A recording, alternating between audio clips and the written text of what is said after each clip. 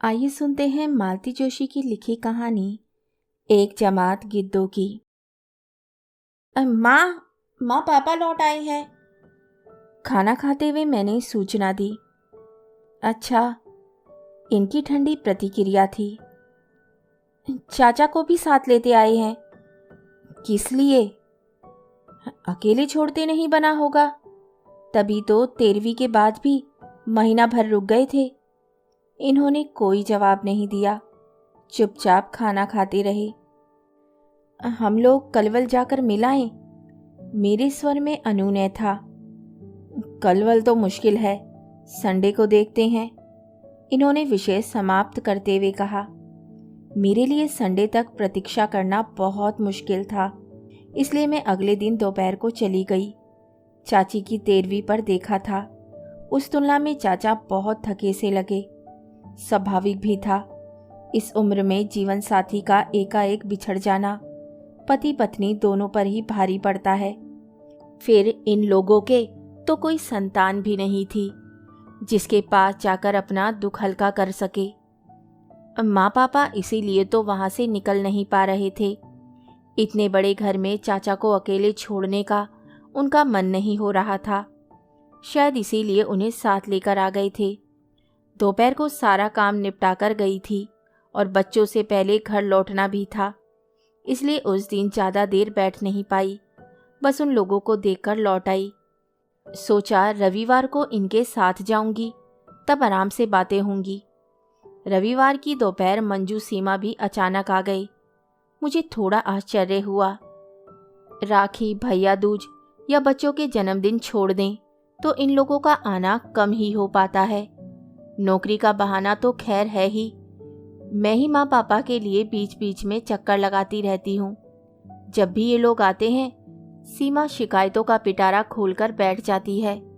सास ससुर की सेवा करते करते वह कितना पस्त हो चुकी है, यह जताना वह कभी नहीं भूलती। और अब तो घर में एक और व्यक्ति का इजाफा हो गया है। बेचारी कितनों की सेवा करेगी। मैं मानसिक रूप से सब कुछ सुनने के लिए तैयार ही थी। उसने भी जरा सा भी समय नहीं गंवाया और शुरू हो गई। उसकी नौकरी, बच्चों की पढ़ाई, छोटा सा घर, घर में 3-3 बुजुर्ग, समस्याओं का अंत नहीं था। पापा एक बार हमसे पूछ तो लेते। संजू ने पहली बार मुंह खोला। वैसे बात उसकी ठीक ही थी। मैं चाचा को अपने पास ले आती हूँ। मैंने अपनी तरफ से समस्या का समाधान किया। नहीं दीदी, अभी उन्हें आए हफ्ता भी नहीं हुआ है, वे क्या सोचेंगे? इससे तो बल्कि तुम एक काम करो, संजू ने गला साफ करते हुए कहा। तुम माँ पापा को थोड़े दिन अपने पास बुला लो, उन्हें चेंज भी हो जाएगा और हम लोग चाचा को ठीक से रख पाएंगे। अभी तो उनकी ढंग से सोने की व्यवस्था भी नहीं हो पाई है। बेचारे ड्राइंग रूम में दीवान पर सोते हैं।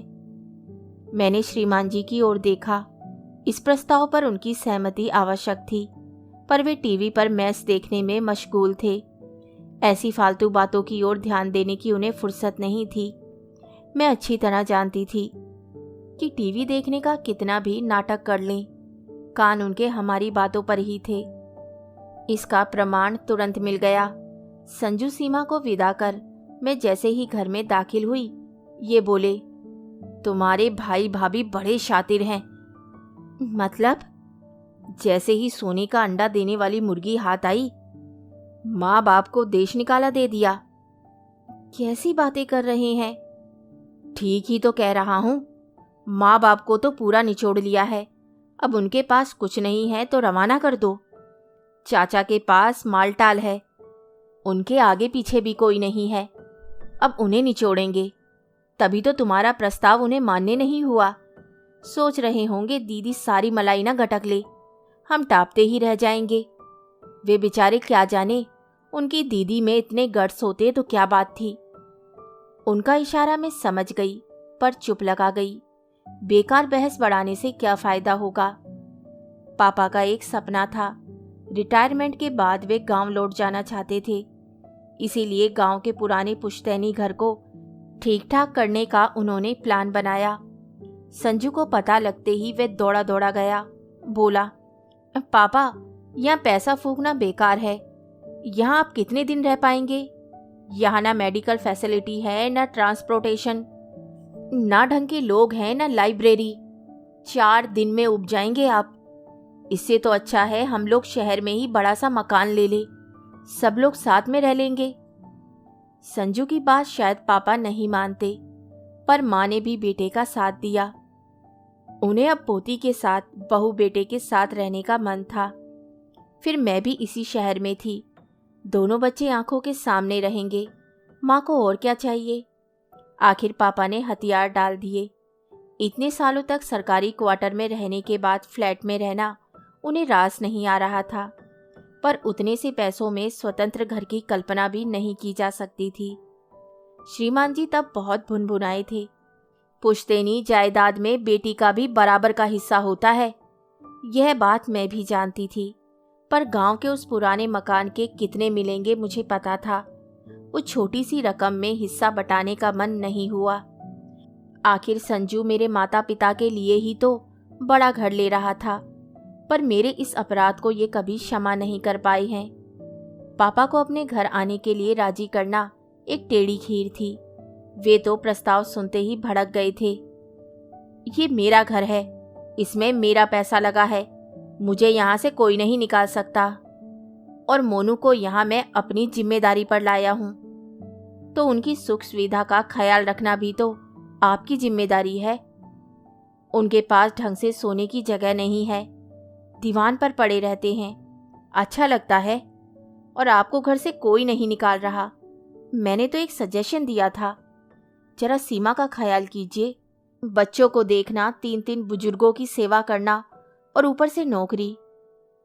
तो नौकरी ही तो करती है, और क्या करती है? माँ बोली।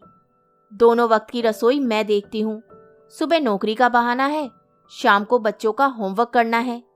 बच्चों के टिफिन भरने से लेकर धोने तक का काम मैं करती हूँ, समझी? तो चलो ना, इसी बहाने तुम भी थोड़े दिन आराम कर लेना। यह प्रस्ताव लेकर मैं जानबूझकर दोपहर में गई थी। चाचा बाहर दीवान पर सो रहे थे, हम लोग कमरे में थे। लाग धीरे बात कर रहे थे, पर शायद उन्होंने सुन ही लिया। भीतर आकर बोले, मेरे यहाँ आने से इतनी प्रॉब्लम, इतनी असुविधा होगी, यह पता होता तो। प्रॉब्लम कोई नहीं है चाचा, ना कोई असुविधा है, बल्कि आपको ठीक से सुविधा ना देने के कारण संजू शर्मिंदा हो रहा है। मैं तो आपको अपने घर भी ले जा सकती हूँ, दोनों घर एक ही समझिए, जैसे यहाँ वैसे वहाँ। पर फिर संजू बहुत दुखी हो जाएगा कि घर छोटा होने के कारण आपको नहीं रख सका। इसीलिए माँ पापा से कह रही थी, कुछ दिनों के लिए मेरे पास आकर रहिए, मुझे भी सेवा का अवसर दीजिए। मेरा भी मन करता है, और आपका भी थोड़ा चेंज हो जाएगा, और एक ही शहर में तो है, मिलना जुलना होता ही रहेगा। पता नहीं कैसे क्या हुआ, पर एक दिन माँ पापा मेरे पास रहने आ गए। शायद बहू ने तेवर दिखाए होंगे, या चाचा के सामने कले कलेश नहीं चाहते होंगे। वे लोग मेरे घर आ गए। मैंने गेस्ट रूम उनके लिए सुसज्जित कर दिया, अपने बेडरूम वाला टीवी लाकर वहां लगा दिया, पापा की पसंद का अखबार चालू कर दिया, कुछ पत्रिकाएं कमरे में रखवा दी। अपनी शक्ति भर मैंने सब किया, पर देखा कि दोनों एकदम बुझ से गए हैं। माँ तो फिर भी थोड़ा हंस बोल लेती थी, पर पापा एकदम चुप हो गए थे, कमरे से बाहर ही नहीं निकलते थे। संजू के यहाँ थे तो सुबह शाम घूमने जाते थे। हम उम्र लोगों का वहाँ अच्छा ग्रुप बन गया था। हम उम्र तो अड़ोस पड़ोस में यहाँ भी थे, पर इस उम्र में परिचय के सूत्र बड़ी मुश्किल से जुड़ते हैं। किसी वृक्ष को उखाड़कर दूसरी जगह लगाया जाए तो वे मुरझा जाता है। दिन का खाना मैं, पापा और माँ साथ खाते थे, पर रात में ये भी टेबल पर होते थे। उनकी उपस्थिति में पापा बहुत असहज महसूस करते थे। उन्हें कंफर्टेबल करने का उनके दामाद ने कभी प्रयास भी नहीं किया। फिर मैंने इसका तोड़ निकाला। मैंने उन दोनों को बच्चों के साथ खिलाना शुरू किया। कहा कि रात में जल्दी खा लेना ठीक होता है, खाने और सोने में कम से कम 2 घंटे का गैप होना चाहिए। 8वें चौथे दिन चाचा आ जाते तो पापा के चेहरे पर थोड़ी मुस्कान आ जाती। दोनों भाई देर तक बतियाते रहते। फिर माँ मुझसे फुसफुसाकर कहती, लाला को खाने के लिए रोक लेना, वहाँ पता नहीं क्या कैसा बनता होगा। चाचा ना नुक्कड़ नहीं करते। हाँ, संजू के यहाँ फ़ोन जरूर कर देते। अगर दिन में आते तो खाकर ही आते, क्योंकि सीमा खाना सुबह ही बना कर जाती। फिर भी मेरे आग्रह पर एक आध रोटी खा लेते थे। खाना खाते हुए उनका शिकायतों का पिटारा भी खुल जाता। भाभी, बहू तो तुम्हारी गजब है। कल बड़े को मेरे बिस्तर में ही घुसा दिया। मैं फिर सीधा जाकर दीवान पर सो गया। सनी हम दोनों के पास ही सोता था ना, माँ बताती। दरअसल संजू के पास 2 ही बेडरूम है, इसलिए एक बच्चा माँ पापा के पास सोता था, पर चाचा को इसकी आदत थोड़ी ही है। कभी कहते, तुम्हारी बहू ने मुझे क्या मास्टर समझ लिया है, रोज रात को बच्चों को कॉपी किताब लेकर भेज देती है। पहले होमवर्क वही करवाती थी ना, अब रसोई में लगना पड़ता होगा तो समय नहीं मिलता होगा। रसोई तो वो जैसे बनाती है ठीक ही है। मैं तो हैरान हूँ, भाई साहब कैसे खा लेते थे। ये तो इतने मीन मेख वाले हैं। अंजलि तो घबराती थी। मेरे रहते तुम्हारे भाई साहब को किसी और के हाथ का खाने की जरूरत ही नहीं पड़ती। शिकायतें दूसरे पक्ष से भी कम नहीं होती थी। दीदी, चाचा जी दोपहर को आपके यहाँ गए थे क्या? काम वाली ताला देकर लौट गई। अब कपड़ों का और बर्तनों का ढेर पड़ा है मेरे लिए। दीदी पता है, आज बच्चों को पड़ोस से चाबी लेकर दरवाजा खोलना पड़ा। दीदी, कल रात हम पिक्चर जा रहे थे। चाचा जी ने कहा बाहर से ताला डालकर जाना, मैं आधी रात को उठकर दरवाजा नहीं खोलूंगा। सुनकर मुझे बहुत मजा आता। देवी जी को माँ पापा की अहमियत का अब पता चलेगा। उनके भरोसे दोनों कितने निश्चिंत थे, ना घर की फिक्र थी ना बच्चों की। मैं सोच रही थी कि ब्रेकिंग पॉइंट बस आने ही वाला है। उससे पहले ही एक दिन चाचा सूटकेस सहित घर में दाखिल हुए। कहीं ये रहने तो नहीं आ गए? श्रीमान जी की प्रतिक्रिया की कल्पना से ही मुझे डर लगने लगा। पर चाचा ने मुझे ज्यादा देर तक पशोपेश में नहीं रखा। मुझसे 1 गिलास पानी मंगवा कर पिया और फिर माँ पापा के चरण छूकर बोले, कुछ दिनों के लिए घर जा रहा हूँ। एकदम कैसे? लौट कर बताता हूँ, उन्होंने कहा और बाहर खड़े ऑटो रिक्शा में जाकर बैठ गई। माँ की तो जान ही सूख गई। ये एकदम कहाँ चल दिए? किसी ने कुछ कह तो नहीं दिया? बड़े चाव से हम लोग उन्हें लेकर आए थे, पर अब खुद ही शरणार्थी बन गए हैं। क्या करें? माँ प्लीज, अपने आप को शरणार्थी मत कहो। तुम कहीं सड़क पर नहीं पड़ी हो, अपनी बेटी के घर में हो, जो तुम्हें आदर मान से लेकर आई है। और रही चाचा की बात, तो वो बोले हैं ना कि लौट कर बताता हूँ, तो इसका मतलब है वे वापस आएंगे। घर बार एक बार देखने गए होंगे। उनके इस आकस्मिक प्रस्थान से संजू सीमा भी परेशान हो गए थे। सीमा तो बार बार मुझसे उनका प्रोग्राम पूछती। जैसे जैसे दिन बीत रहे थे, उसका धैर्य समाप्त होता जा रहा था। एक दिन बोली, दीदी, मैं सोचती हूँ मम्मी पापा को घर पर ले आऊं। कब तक चाचा जी की राह देखेंगे? और इस बीच अगर चाचा आ गए तो उन्हें अपने पास रख लेना।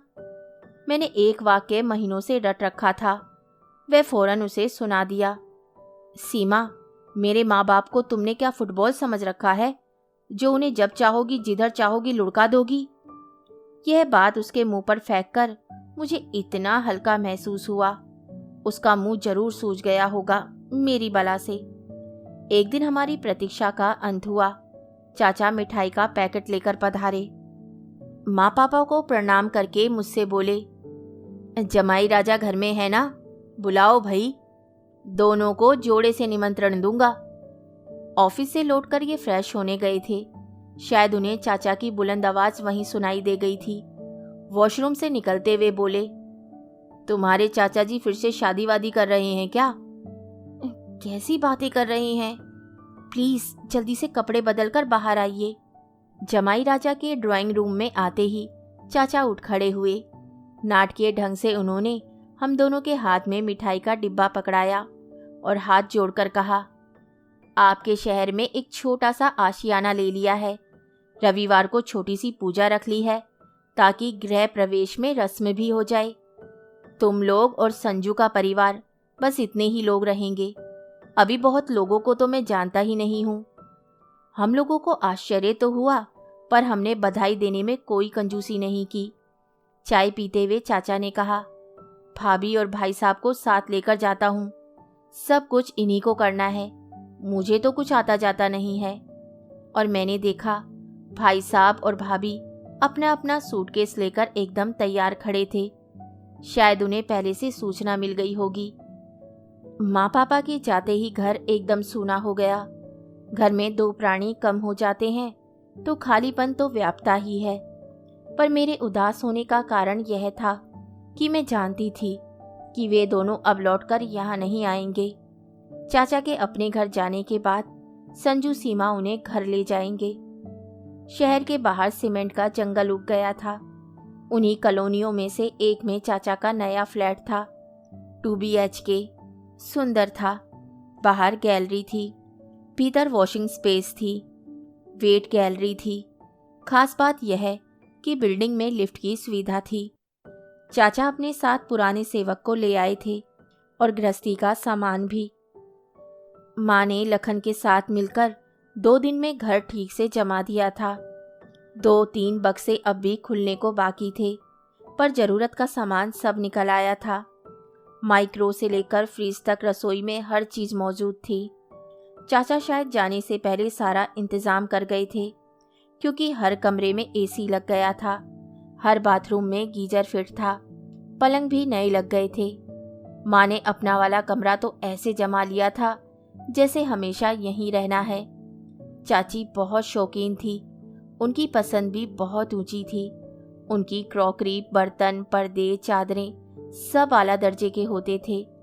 सीमा हर चीज को छूकर उलट पलट कर देख रही थी। मन ही मन कीमत का अंदाजा लगा रही थी। पूजा अच्छे से संपन्न हो गई। खाना भी खूब अच्छा था।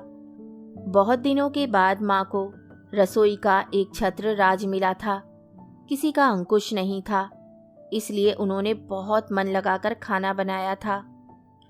खाने के बाद हम सब हॉल में बैठकर गपशप कर रहे थे कि एकाएक सीमा ने पूछा, मम्मी जी, ये सब समेटने में आपको 1 आध दिन तो लग ही जाएगा ना? मैं आप लोगों को लेने परसों आ जाऊं या चाचा जी छोड़ देंगे? ये लोग अब कहीं नहीं जाएंगे, चाचा ने निर्णायक स्वर में कहा। हम तीनों बूढ़े प्राणी यहीं रहेंगे और ये चौथा बूढ़ा लखनलाल हमारी सेवा करेगा। क्षण भर को हॉल में चुप्पी छा गई। यह प्रस्ताव हम सबके लिए एकदम अप्रत्याशित था। बड़ी देर बाद संजू की आवाज निकली, चाचा, ये अचानक नहीं बेटे, बहुत दिनों से प्लानिंग कर रहा था। भाई साहब की इच्छा थी कि मैं अब उन लोगों के साथ रहूं। मुझे भी ये प्रस्ताव अच्छा लगा था, इसलिए मैं उनके साथ चला आया।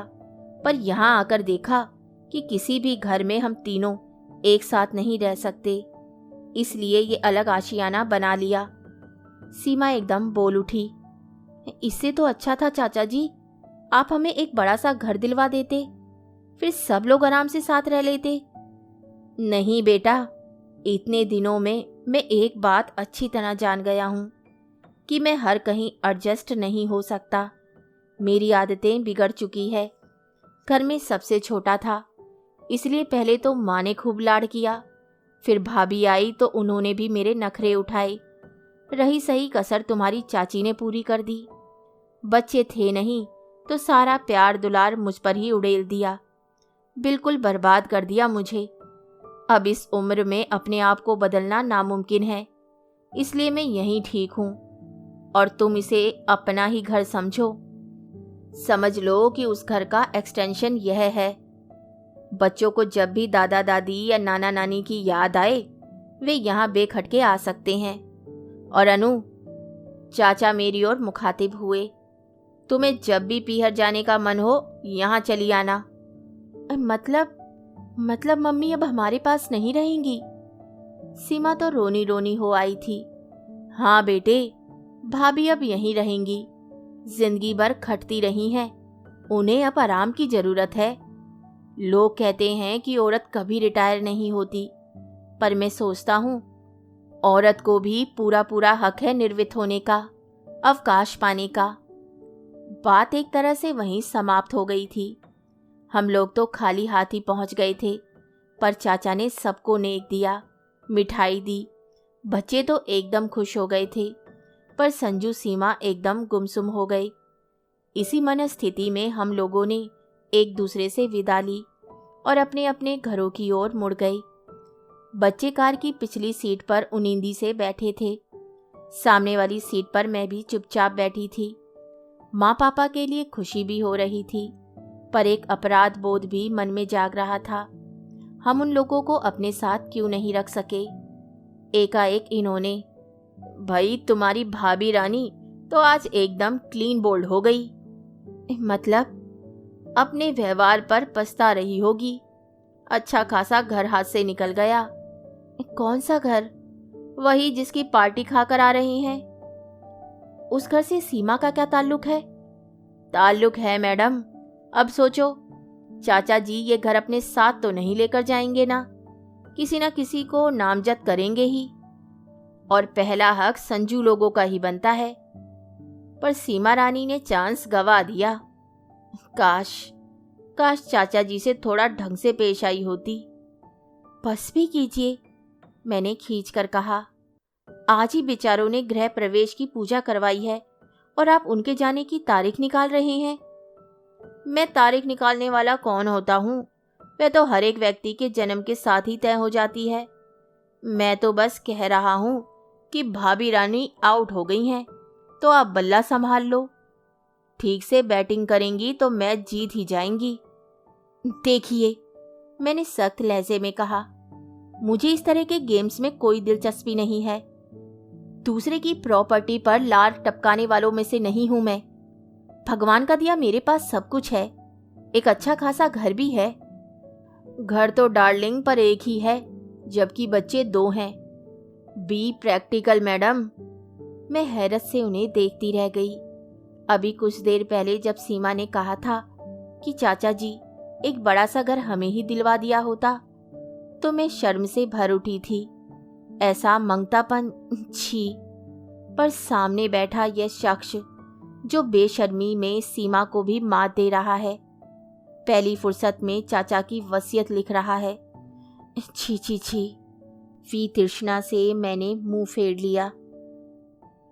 कहानी सुनने के लिए धन्यवाद। तो इसी के साथ मैं आपसे विदा लेती हूँ और कल फिर मिलती हूँ एक नई कहानी के साथ।